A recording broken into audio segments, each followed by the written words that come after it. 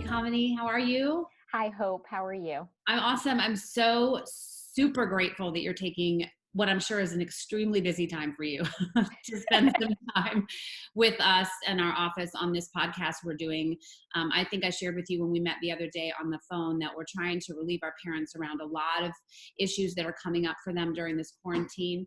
And I just want everyone to know, and I'm going to link Kamini's website and whatnot onto our information after this event. But Kamini is a life coach. She's a mother of five. Yes, that's five people, five human beings out of her little body.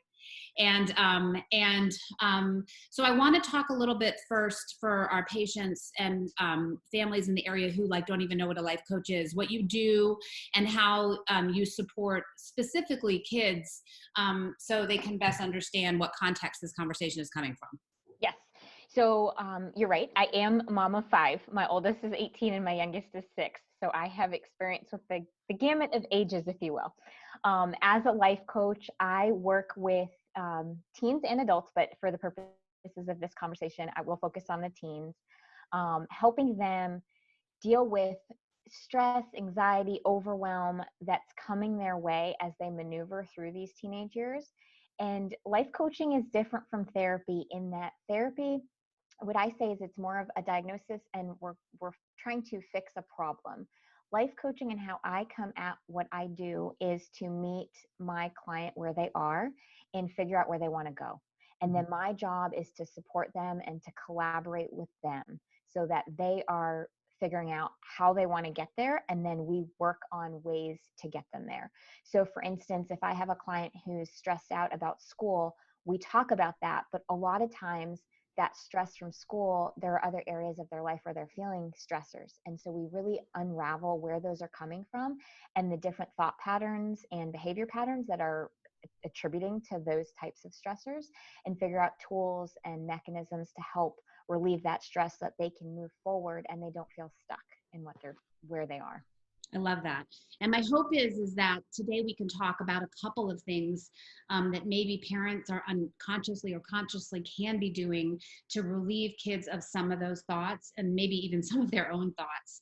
Yeah.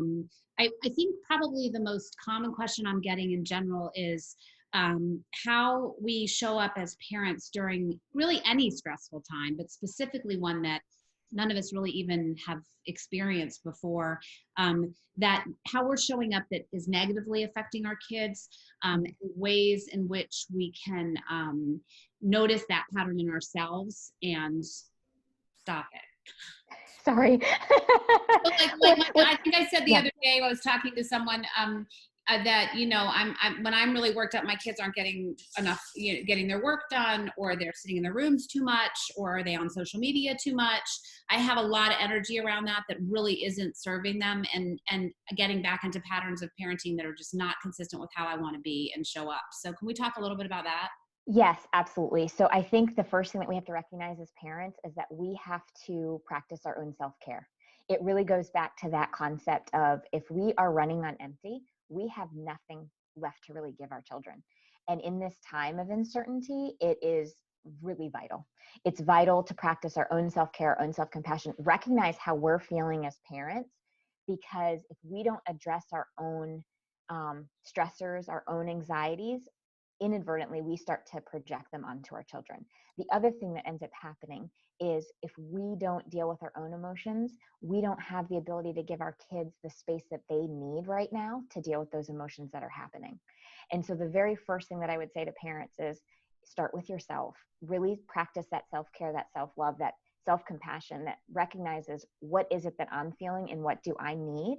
And it's not from a selfish place, it's from a place of taking care of yourself, so that then you are able to be in a position to absorb and help your kids and help them deal with what they're going through as well. So what does that look like exactly? Like, some of my parents are like, I can't get a manicure. I am running and it's not helping. Yep. I don't have, I'm eating, but I'm also eating myself out of house and home. So that's self-care. Like, when you say self-care to the average person, what does that look like exactly? Can you clarify that? Yeah. So normally in normal life, you're absolutely right. Self-care could be massage, hair, nails, any of those things. Right now, because we can't do those things, it actually requires us to be proactive and to sit down. And I've given my clients like this list. It's a blank piece of paper, and it says, list out, 20 ways that you can practice self-care. So when you're in the moment of feeling overwhelmed, you can go to your list. It's not like, oh, now I have to go figure it out. But if I were to say, you know, my ideas of self-care right now, it's to get present, like get present in your moment and not necessarily think it what happens right now is, especially our minds are running constantly, right? We've got work, we've got our kids schooling, we've got the uncertainty of the world. We have no idea if we can go to the grocery store. We have no idea if there's toilet paper. I mean, there's all these things running through our head. And so right now, self-care really involves getting present in your current moment. So for some people, that means taking a moment by yourself in your bathroom if you need to, close the door and get, quiet, breathe, breathe in for 3 and out for 6. Sometimes that doesn't work for people. Sometimes you have to just get present with your actual senses. Take the moment to say, okay, what do I hear in this moment? What do I see? What can I touch? What's the taste in my mouth? Just really go through those 5 senses, because what that does inevitably is it causes your brain to focus on where you are in your present moment, and it allows those thoughts to slow down for a given amount of time so that it gives you that space. It's almost, and I think I talked to you about this, it's like the snow globe, where if you shake it up, all the snow is floating around and it's just kind of, you can't see through the glass. But if you just place that snow globe down on a table for like a minute and allow the snow to settle to the bottom, suddenly you can see through the glass. Our minds are kind of the same way right now. We have to give it that space for those thoughts to settle so that then we can figure out what our next best step forward is. And that's what getting present means. That's what self-care means right now. It's allowing the time, space, and grace for our minds to settle down. I love this so much, right? Because I won't want to be out of touch, because this podcast is going to be something I think that benefits our parents long term, and I don't want to be out of touch in the sense that not everybody can afford to go out and get a massage, and some of us are working full time. And I just want to be clear that when we're talking about self-care, it may seem totally ridiculous to parents who have 5 children or who are trying to manage work and school at the same time. And what I'm hearing you say is that self-care can be just a breath. It can just be a moment to recognize kind of where you are in that moment, so that you don't start a dialogue with your kids, or that when you're having a dialogue with your kids that's in conflict, that it's coming from your own stuff, right? Exactly. I mean, truthfully, as mom of 5 and working, I don't even in normal circumstances go out and get a massage. My way of practicing self-care and self-compassion is those moments that we take to get present, to be compassionate to oneself. We're very kind to other people. We're very harsh on ourselves. And it's to just say, I'm doing the best I can right now. I'm doing the best I can with the information I have. And I'm showing up. And that's great. And it's celebrating those things. That's what I'm talking about when I'm saying self-love and self-care. It's really acknowledging yourself for the fact that you're here. You're here and you're doing the best that you can. Yeah. Oh, my dog is yelling. So Hazel. So I love that. So showing up for our kids during a really stressful time, is it more about how we self-care and show up for them, or do we also need to be giving them tools? Is modeling it more important, or are there things that we could be doing too? Well, I do think that modeling it is huge, because integrity is a big part of it, right? So how we show up there, if we show up frazzled and not really taking care of ourselves, it's really hard to expect them to think, oh, I should be taking, because they're going to see how we're behaving and how we're showing up. So definitely modeling is a huge part of it. The second aspect of it is we really do have to offer our kids the space, the same thing. We have to offer them and encourage them that whole self-care, right? They have to be able to get in touch with what it is that they're feeling, what it is that they need, and then communicate it and give them that safe space to go ahead and communicate those emotions that they're having. I mean, especially right now, our kids, our young kids and our teens and our young adults have a range of emotions going on that are different every day, and moment by moment. Let's be honest. Like, we could be having a perfectly fine morning, and by, 1 o'clock in the afternoon, we've got crazy, and it's that, right now they default into put it in a container and don't really discuss it, don't really talk about it. And we have got to give them the space to let out whatever emotions they have, let those emotions, whether it's grief, sadness, anger, they have to have their space to rise and crest. I mean, I speak from my own experience. I had to go through that, and I'm still going through it. I mean, on a daily basis, there are some mornings I wake up, I'm like, I've got this, we are good. And then, anger, frustration kind of takes over, and I have to let it do its thing, because if I don't, it's just going to keep recycling, and it's going to get worse and worse and worse. And then I'm not able to process through it and get to the other side of it, which for me personally right now is gratitude. Just being in a state where I can be with my kids and we are healthy and we do have a roof over our heads. So Yes, I love that. And that really transitions beautifully into what I really wanted to talk to. Like when you say giving them space, what does that look like? Because a lot of my parents are saying, my typical rules for social media, my typical rules for letting my kids stay in their room all the time are X, Y, and Z. Now I'm like, come be with the family, we're playing games, we're doing stuff together. How do I honor the fact that their self-care might include also their own peace and time together, and also providing a space for them to really be able to talk about stuff they're going through. And this happens a lot with teens, as you know, right? We always say to our parents, whenever a teen says they want to talk to you, like everything needs to stop if you can, exactly. right? Yeah, Because exactly. get your moment again. Right. But I Right. think Exactly. parents aren't sure where to intervene. And of course, it depends on the age of the kid. But can you talk a little bit about what that space would look like and how to honor that? So it's going to be different and unique for every single family. And I think that's part of the key here, is that we have to recognize that we're each unique, and how we are addressing the situation is going to be unique in our families. But I also want to talk to the fact that these are new times, right? Our normal has shifted. And so we have to be willing to shift with it. And so even in our own house, we had certain rules around social media and being on your phone and your electronics. And we've had to adapt, and we've had to come up with new rules. And what it really comes down to is communication with the kids, communication of, actually being honest with them and saying, normally under normal circumstances, I recognize that, these are the rules, but I understand right now you are socially distancing from your friends because you have to. And we need to understand the difference between social distance and isolation. What we don't want our kids to get into is this feeling of isolation, because that's when they feel alone. And it's when you're coming from a place of feeling isolated and alone, it's really difficult to process emotions, because Yeah. you need to be able to reach out to support or for support. And while parents want to be that for their kids all the time, we have to recognize that they do have a support system built in with those friends that they used to see every day at school.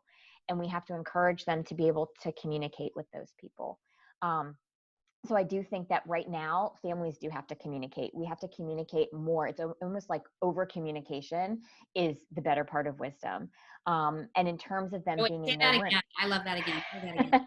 over communication right now is the better part of wisdom. Okay, that's good. Okay, go. Yeah, yeah. And when we feel like our kids are in their room longer periods of time, honestly, instead of saying come out of your room or playing games, maybe the conversation is less. I don't want to use the word attacking, but it can come across that way. The communication needs to be more around, what are you feeling right now and what do you need? Because if we can get our teens to communicate what it is that they need, we'll be able to figure out whether they are self-soothing or whether they're isolating themselves in their rooms. Because sometimes Oh, people that's so really good. are self-soothing. And it's so respectful to ask them what they need, right? It's like when we make an assumption, you need to do your work, you need to go take a walk. Like my daughter doesn't need to exercise right now. She doesn't want to do that. And so when I say that, it's so judgmental in a way. Like, have you gone out? Have you walked the dog? Have you been in your room all day? All these things, probably because I'm sometimes jealous, but also because, everybody, it's all perspective, right? Right, right. But for sure, sometimes I come at it in a less curious way and a much more, I guess, attacking is probably Well, appropriate. and it's not even attacking it. You're absolutely right. It's perspective. And so we're projecting. When Right. we do that, we have to slow it down and we have to recognize, oh, wow, as parents, am I projecting right now? Yeah. And if the answer to that question is yes, then we have to ask ourselves, what's really true in this moment? Yeah. And what's my next best step forward? Yes, yes. And that's where taking that space is self-care, right? That's Yeah, what that self-care looks like. Am I exactly. feeling really irritable, and why? Is this about me or about my kid? And usually you can diffuse your own situation in that environment. I had a parent recently asking me for guidance around her 3-year-old toddler who was really wrestling with, boundaries because they're 3 and the mom is working, and really it's a lot on them. And the truth is that, um, the solution is not in the child. It really is the expectation she has of herself and all the things that are just not in these times just so ridiculous to expect of one human being, right? Yeah. Yeah. And that's such a great point, Hope, is that we have expectations, right, as parents. And that's part of what we deal with on a normal basis. Yeah. Now things have shifted. And so if we keep those same expectations, we are putting so much undue pressure on ourselves, because honestly, there's not a right way to do this. as our leaders keep saying, everything is fluid. Nobody knows the right way to do this. We are all trying our very best to do the best we can. Yes. And it's giving ourselves that grace to do that. Yes, no doubt about that. No doubt about that.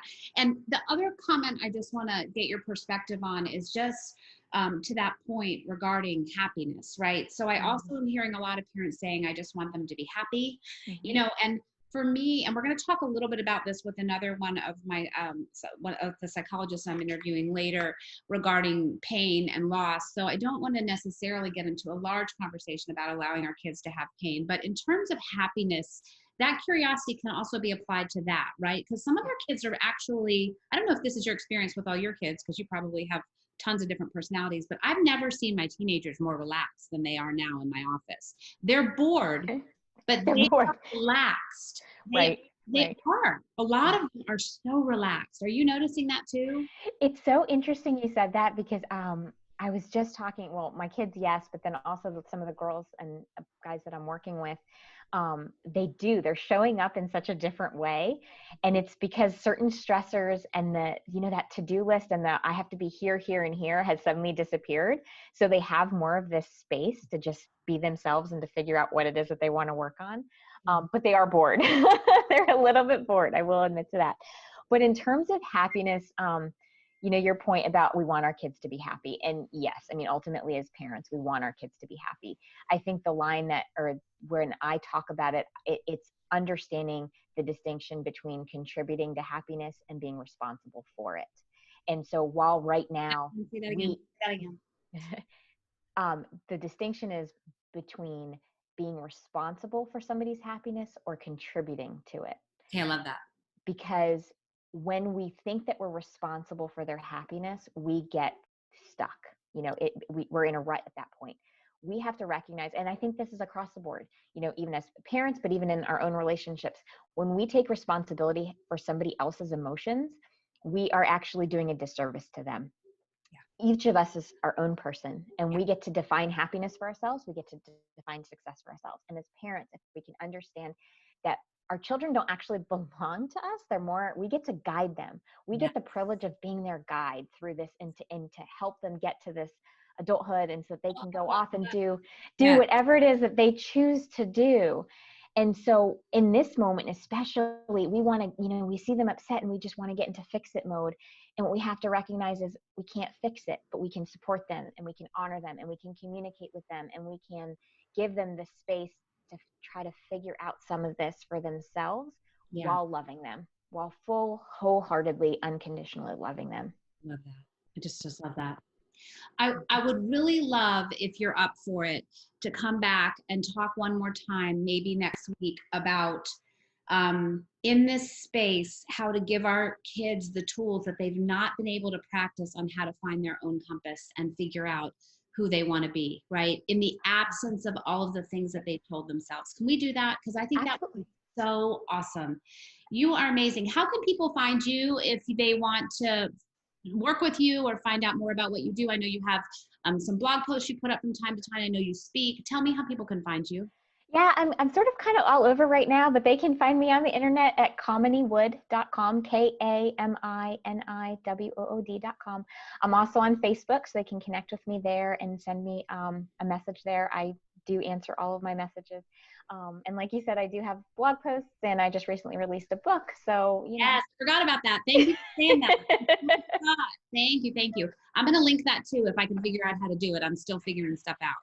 That would be awesome. All right, listen. It was a privilege, really. I'm so grateful you spent some time, and I know my parents are going to love this talk. So thank you so very much. Absolutely. Thanks for having me, Hope.